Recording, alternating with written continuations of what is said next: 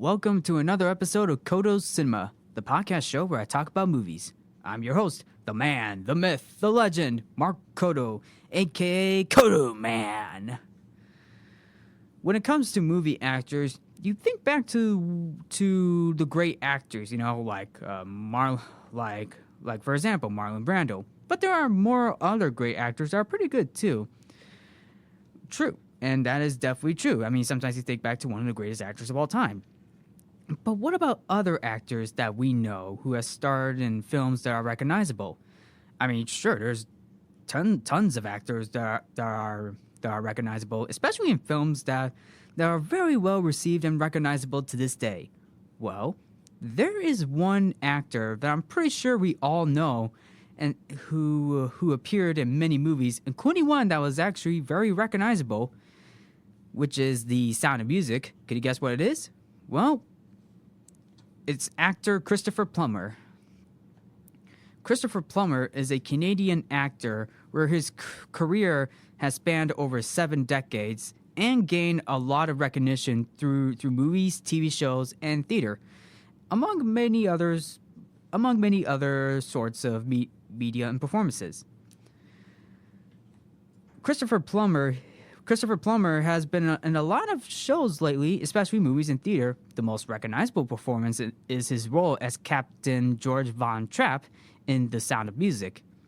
Other movie roles includes Charles Muntz from Disney Pixar's Up, J. Paul Getty in Ridley Scott's All the Money in the World, and Harlan Thrombey from Rian Johnson's Knives Out. He also appeared in the first National Treasure film, The Girl with the Dragon Tattoo, and A Beautiful Mind. He became the oldest actor to win an Oscar for Best Supporting Actor in 2011's beginnings. So today, I'm going to dive into Christopher Plummer's work, accomplishments, and life. Now, his actual name is Arthur Christopher Orm Plummer, and he was born on December 13th, 1929 in Toronto, Ontario, Canada. He was the only child of John Orm Plummer, who sold stocks and other securities. He also and Christopher Plummer also has a mom, or should I say, John Orm Plummer's wife. It is Isabel Mary, who works as a secretary to the Dean of Sciences at McGill University and was the granddaughter of Canadian Prime Minister Sir John Abbott.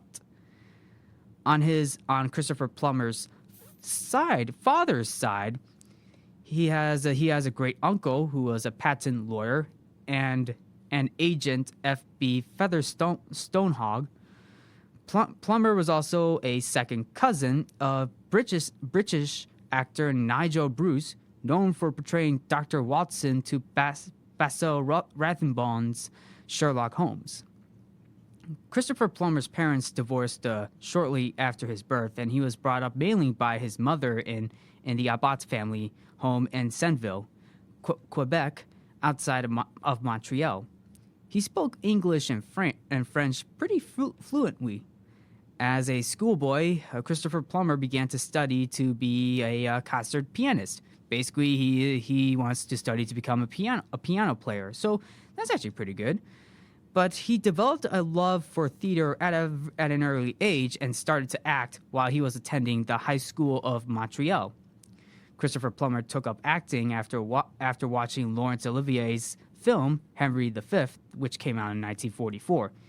He also learned the basics of acting as an apprentice with Montreal Repertory Theater, where fellow Montrealer William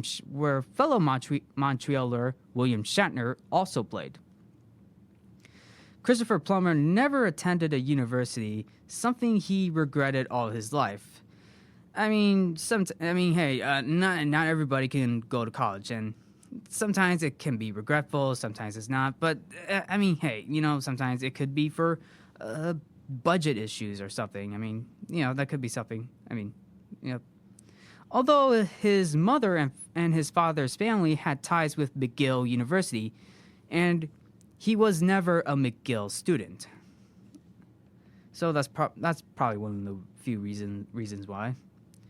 In 1946, Christopher Plummer caught the attention of Montreal Gazette's theater critic Herbert Whittaker with his performance as Mr. Darcy in a Montreal high school production of Pride and Prejudice. Whittaker was also amateur stage director of Montreal Repertory Theater, and he cast Christopher Plummer at age 18 as Oedipus in Jean Cocteau's La Machine Infernale, if I'm saying this correctly. La Machine Infernale. Christopher Plummer also starred in television adaptations of Philip Barry's The Philadelphia Story, which came out in 1959, George Bernard Shaw's Captain Brassbound's Conversion in 1960, and I'm pretty sure there's a few other TV adaptations, plus another one called Time Remembered, playing the role of Prince Albert, which was originated by Richard Burton on Broadway. In later years, in 1964, his performance of the gloomy Dane in the BBC production Hamlet at Elsinore garnered him his second Emmy nomination. At the Stratford Festival in 1960, Christopher Plummer went on to play Philip the Bastard in King John and Mercutio in Romeo and Juliet. In 1962, at Stratford, he played the title roles in both Cyrano de Bergerac and Macbeth, returning in 1967 to play Mark Antony in Antony and Cleopatra. In April of 1961, he went on to appear as Benedict in Much Ado About Nothing with the Royal Shakespeare Company at the Shakespeare Memorial Theatre in Stratford-upon-Avon, England. He also appeared with the RSC in May 1961 in the lead role of Richard III. He also made his London debut on June 11th, 1961, by playing King Henry II in Becket, in the play Becket with the RSC, which was being directed by Peter Hall. And the production of that play later transferred to the Globe from December 1961 to April 1962 for the run. For his performance, Plummer won the Evening Standard Award for Best Actor.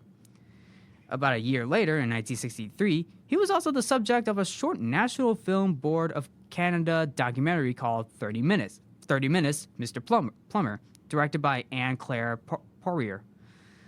Plummer did not appear on the film screen for 6 years after 1958 until he played the Roman Emperor Commodus in Anthony Mann's epic The Fall of the Roman Empire in 1964. He did play Hamlet in a 400-centenary television production, Hamlet at Elsinore, produced by Danish and British BBC TV in 1964, taped at the Elsinore Castle. Now in later years, he went on to appear in the Oscar-winning The Sound of Music, starring Julie Andrews, which made Christopher Plummer a name. The film itself made cinematic history, becoming the all-time top-grossing film, eclipsing Gone with the Wind.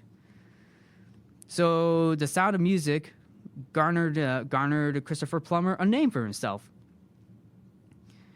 Christopher Plummer was in Inside Daisy Clover in 1965, then played World War II agent Eddie Chapman in Triple Cross, which came out in 1966, and had a supporting role as Field Marshal Erwin Rommel in The Night of the Generals, which came out in 1967. Plummer was cast to replace Rex Harrison for the film adaptation of Dr. Dolittle.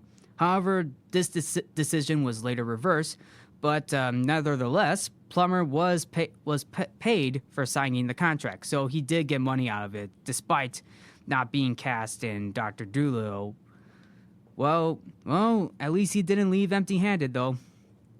At the same time, Plummer was performing performing in the stage play The Royal Hunt of the Sun, and his whole Doolittle participation was so brief that Plummer never missed a performance. And hey, that is definitely dedication right there for Christopher Plummer. I mean, it is pretty brief, but sometimes you can never miss a performance. He also had the title role of Oedipus the King, which came out in 1968, and the High Commissioner, same year as well, playing an Australian in the latter. Plummer was one of many stars in Battle of Britain, which came out in 1969, and the lead in a musical Lock Up Your Daughters, which came out in 1969. In the 1960s, Plummer appeared less frequently on Broadway as he was moving to New York City and to London. I mean, he did appear in a title role in a 1963 production of Bertolt Brecht's The Resistible Rise of Arturo Ui, which did not exceed. Forgive me on my mispronunciation, but he did had a great success in Peter Shaffer's The Royal Hunt of the Sun, playing Francisco Pizarro to David Carradine's David Carradine's other role. Both performances were stunning, as Plummer did wonders of extraordinary beauty and deep pain in playing his complex character. In the 1969 film adaptation of The Royal Hunt of the Sun, Plummer also plays the Inca Emperor Atahualpa to Robert Shaw's Pizarro. He remains widely known for his portrayal of Captain George Von Trapp due to the box office success and continued the popularity of The Sound of Music, which came out in 1965. And while The Sound of Music is considered to be one of the greatest movies of all time, his time on the film was good, but he did had his fair share of thoughts. I mean, hey, trust me, every actor has their own opinion of how they feel to be on a film, and that is definitely true. I mean, and in all honesty, he didn't really enjoy much of his character on the film. I'm not going to go into too much detail to why. I mean, to be fair, he found all aspects of making the film unpleasant except working with Julie Andrews, and he avoided using its name instead of calling it that movie. That movie. And yeah. I mean, true. I mean, like, he thought it was kind of unpleasant at first. So at one point, he did find it unpleasant to be making the film, except for working with people, particularly Julie Andrews, who at the time, Julie Andrews was coming off the heels of Mary Poppins, which came out a year before The Sound of Music. And prior to The Sound of Music, Christopher Plummer declined to attend the 40th anniversary cast reunion, but he did provide some commentary on the 2005 DVD release, so I guess that's definitely something. He relented for the 45th anniversary, and funny enough, he did appear with the full cast on the Oprah Winfrey Show on October 28th, 2010. Yep, Christopher Plummer cannot deny Oprah. I mean, hey, whenever something that is related to Oprah Winfrey on the Oprah Winfrey Show, can't deny that. Well, at least he was able to appear with the full cast on that show. In 2009, Christopher Plummer said that he was a bit bored with the character of Captain George Von Trapp. And I quote, "Although we worked hard enough to make him interesting, it was a bit like flogging a dead horse, and the subject matter is not mine. I mean, it can't appeal to every person in the world. I mean, you know what? That is definitely a true point. Not every character can appeal to every person in the world, and that is definitely fair. I mean, sometimes not every character can appeal to everyone. Sometimes characters can appeal to everyone else in different films. But sometimes even there can be a film where a character that a person is playing doesn't really appeal that much to many people. However, he admitted that the film itself was well made and was proud to be associated with a film with such mass appeal.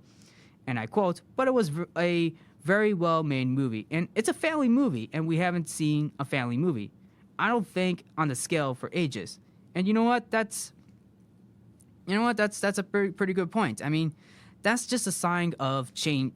That's a sign of a heart change. That's a change of heart right there. I mean, at one point you don't like working on the film, or didn't like being involved with the film, or should I say, it's good to be involved with the film even though you didn't like the character as much. But at times, I mean, you can admit that, hey, it's a pretty good film, and I'm proud to be a part of this film. I mean, proud to be this film that really spread so much attention for many people to love The Sound of Music. I mean, it's a very well made movie, and I can agree with that. I mean, it's a family movie. Yeah, sure. But The Sound of Music is a family movie, despite some heavy themes and real life issues are going on in this movie. And you know what? That is definitely saying something. Plus, I mean, the music in this film is pretty good. I mean, Christopher Plummer and Julie Andrews are amazing together, and he does have a point. I mean, he did have a change of heart, so that's definitely saying something. Plus, in one interview, he said that he had terrific memories of making the movie. And you know what? That is saying something. Yeah, that sometimes you can develop good memories from a film that you have made years ago.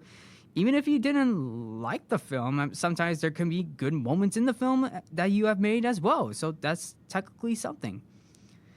So going into the 70s, from June 1971 to January 1972, he appeared at the National Theater acting in repertory for the season. I mean, he has appeared in many plays, including 38, which was directed by Laurence Olivier. Another play called Death, which was directed by Jonathan Miller. And there's definitely others, including Eugene O'Neill's Long Day's Journey into Night at the New Theatre in London from May to June of 1973, and then he went on to appear in other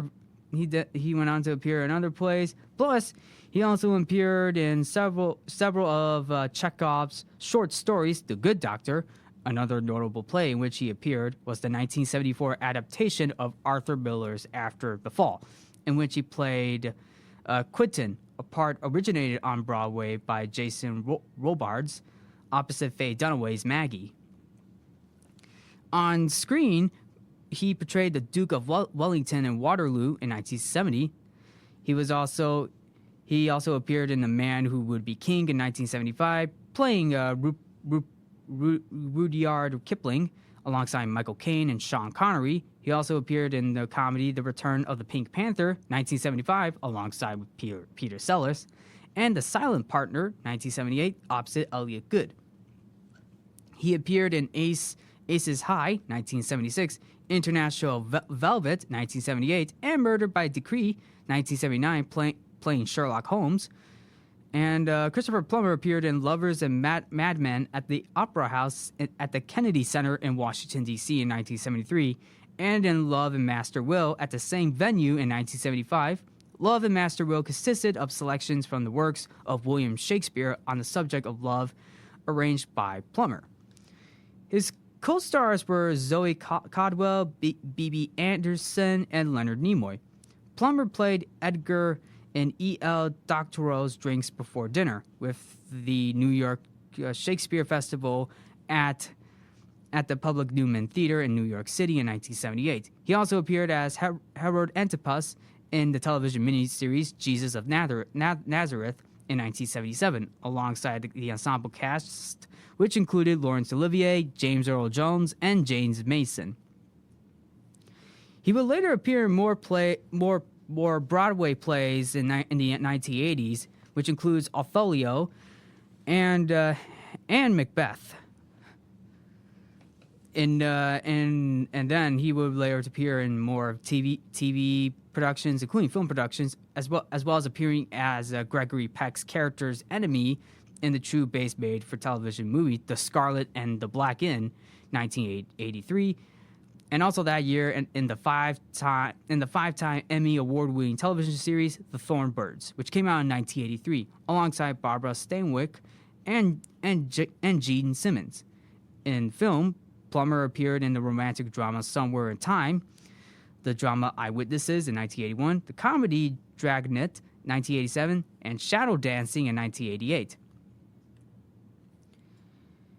He also did some voice work too voice work too in many other films as well. Actually, there's a few films where he did voice work, such as his role as Henry the Pigeon in Don Bluth's American Tail, which came out in 1986, which was directed by Don Bluth and Steven Spielberg, along with The Grand Duke of Owls and Ronkadoodle, which came out in 1991, which was also directed by Don Bluth. Christopher Plummer also appeared with Jason Robards in the 1994 revival of Howard Pinter's No Man's Land and had great success in 1997 in Barrymore, which he also toured with after a successful Broadway run. His turn as John Barrymore actually brought him his second Tony Award, this time in the Best Actor in a Play category, and a Drama Desk Award as Outstanding Actor in a Play from 1993 to 1995. He also narrated the animated television series Madeline, for which he received an Emmy Award. Hey, more voice acting right there. As well as the animated television series The World of David the Gnome. He would continue acting in other films, for most notably Star Trek VI, The Undiscovered Country in 1991, which was actually a welcome opportunity for Plummer since he was a huge fan of the Star Trek franchise, which allowed him to perform with his former understudy and longtime friend William Shatner, to which William Shatner played Captain James T. Kirk. And Christopher Plummer also appeared in Spike Lee's biographical drama Malcolm X, which came out in 1992. He also appeared in the horror drama Wolf, 1994, and he also played Dolores Claiborne in 1995, and then Terry Gilliam's science fiction drama 12 Monkeys, which came out in 1995. In fact, one of Christopher Plummer's most critically acclaimed roles was that of the television journalist Mike Wallace in Michael Mann's biographical film The Insider, which came out in 1999, for which he was honored with several awards from critics, including Best Supporting Actor through a corresponding Academy Award nomination. However, that alone did not materialize. And plus, I will get to the Academy Awards also later.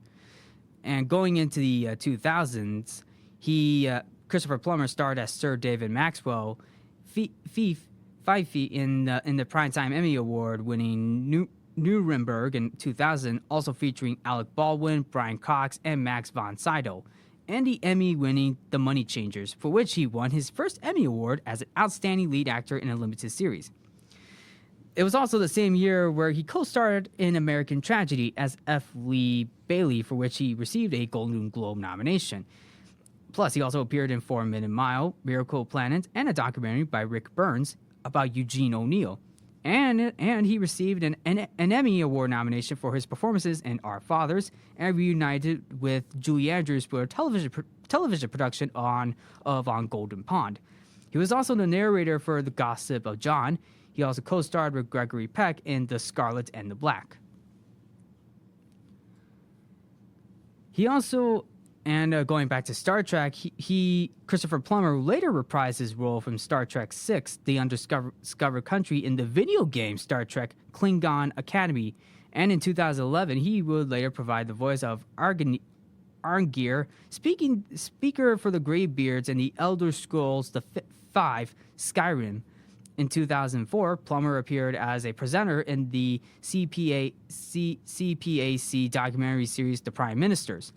He appears in the 3rd episode of John Abbott, as Plummer is Abbott's great-grandson. So hey, there's definitely a connection right there. He would also appear in a lauded production of King Lear, directed by Jonathan Miller, which came out in 2002, and the production itself was successfully transferred to New York City's London Center in 2004.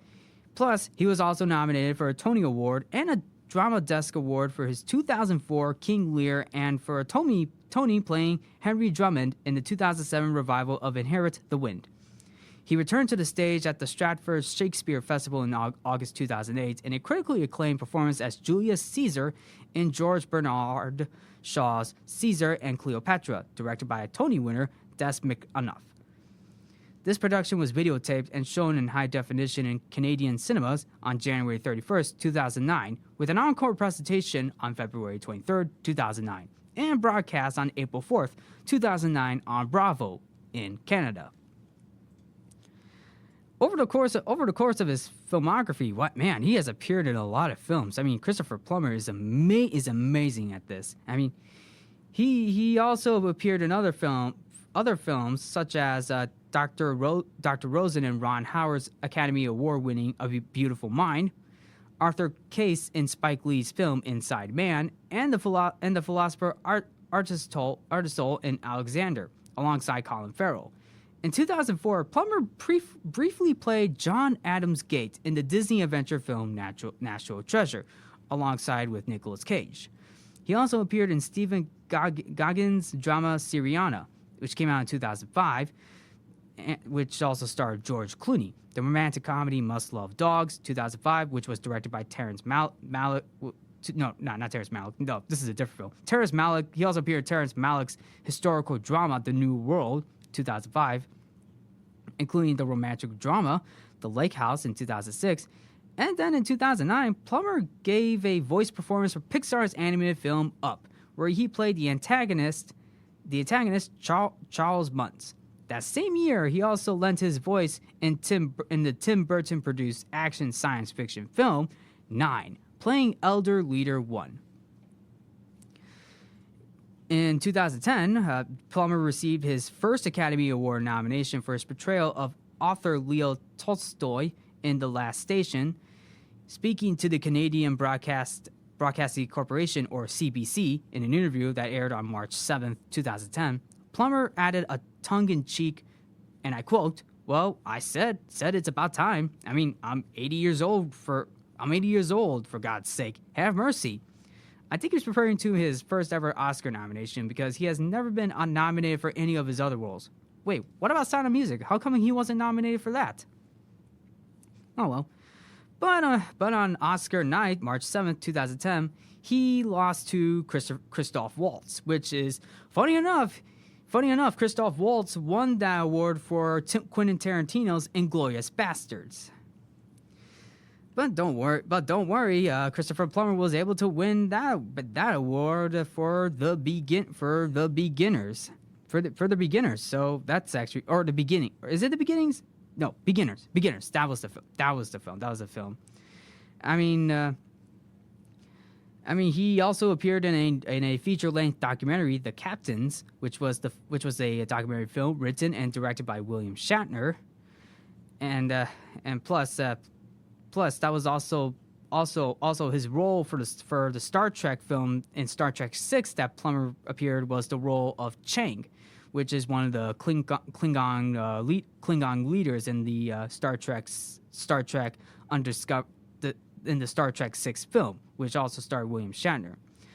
And the film references that Shatner, 2 years Plummer's junior, was the other's understudy in a production of Henry V at the Stratford Shakespeare Festival. When Plummer had fallen ill, Shatner took the stage, earning his first big break. And he has appeared in other films, which includes David Fincher's English language film adaptation of Stieg Larsson's book, The Girl with the Dragon Tattoo, which also starred Daniel Craig, Rooney Mara, and Stellan Skarsgård, which became a critical and commercial success. He also received his second Academy Award nomination for the 2011 film Beginners, which starred Ewan McGregor and Melanie Laurent. Plummer was announced as the winner at the 84th Academy Awards. I mean, hey, Plummer's win made him, at age 82, the oldest actor to win an Academy Award. When he accepted the award, he quipped, You're only 2 years older than me, darling. Where have you been all my life?" I think he was talking about the Oscar. Or something. I don't know. It could be something. I mean, in later years, Christopher Plummer appeared in more films, including in November 2017. He was the top choice to be in Ridley Scott's film All the Money in the World, which is the character of J. Paul Getty. And with that in mind, oh boy, you better hang on, folks. This is definitely something big. Christopher Plummer was the top choice to play J. Paul Getty in All the Money in the World, but actor Kevin Spacey took the role, and here's the thing, and then it was already completed. Kevin Spacey already completed filming his role as J. Paul Getty in All the Money in the World. However, prior to the movie being completed and already filmed and ready to be released, in 2017, the movie came amid numerous sexual harassment and sexual assault allegations made towards Spacey, and all the scenes that had included Spacey were reshot with Plummer. I'm gonna say that again.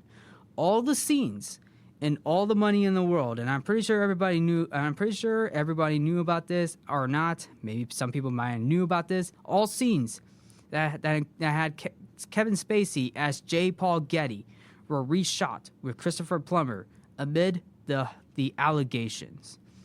Co-stars Mark Wahlberg and Michelle Williams were part of the necessary filming. This decision was made not long before the scheduled release date of December 22nd, 2017. So this was basically about a month or so before the film's release. TriStar Pictures intended to meet the release date in spite of the tight reshooting and editing schedule, and it was eventually pushed back to December 25th. Eventually, this did pay off because Christopher Plummer earned a Golden Globe nomination, a BAFTA nomination, and an Academy Award nomination for Best Supporting Actor. So I guess that is definitely something. Despite the controversy, Christopher Plummer was able to pull the role off, pull the role pretty well for J. Paul Getty and All the Money in the World.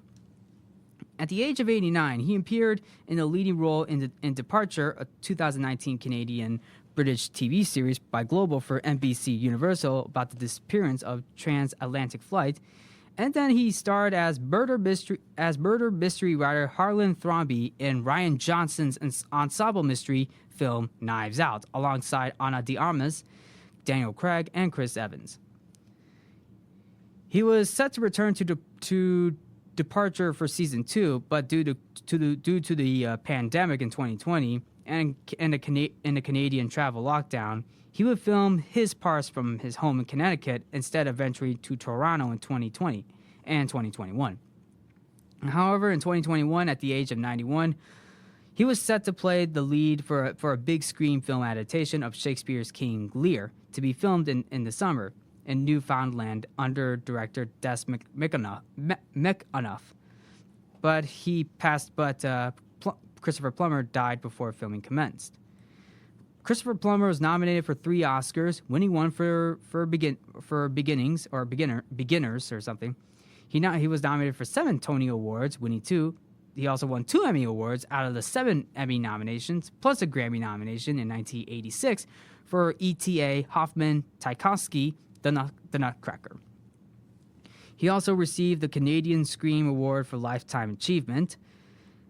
Christopher, in his personal life, he was married 3 times. His first wife was actress Tammy Grimes, who he married in 1956. Their marriage lasted 4 years, and then they had a daughter together, and that daughter would turn out to be actress Amanda Plummer.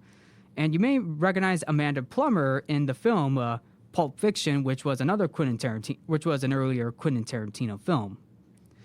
Plummer was next married to journalist Patricia Lewis from May 4th, 1962 until 1967, which was 3 years after the first one. Plummer married actress Elaine Taylor on October 2nd, 1970.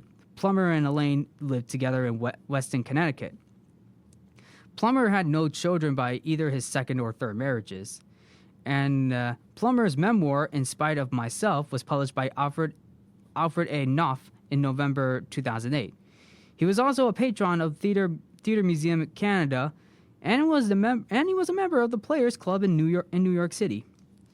On February 5th, 2021, Christopher Plummer passed away at his home in Weston, Connecticut, age 91. According to his wife Elaine Taylor, he died from a blow to the head resulting from a fall. His family released a statement announcing that Plummer had died peacefully at his home in Connecticut with his wife Elaine Taylor at his side. Following the announcement of his death, his co-star from The Sound of Music, Julie Andrews, paid a very special tribute to Plummer. And I quote, "The world has lost a consummate actor today, and I have lost a cherished friend. I treasured the memories of our work together and all the humor and fun we shared through the years." Other actors also paid tribute to Christopher Plummer, including some stars from Knives Out, especially Rian Johnson, which also includes Ana de Armas, Catherine Langford, Chris Evans, and Don Johnson. Other actors include William Shatner, Anne Hathaway, Elijah Wood, Vera Farmiga, Ed Asner, Ridley Scott, Simon Pegg, Antonio Banderas, Daniel Day Kim, George Takei, Russell Crowe, Bruce Greenwood, and Gordon-Levitt.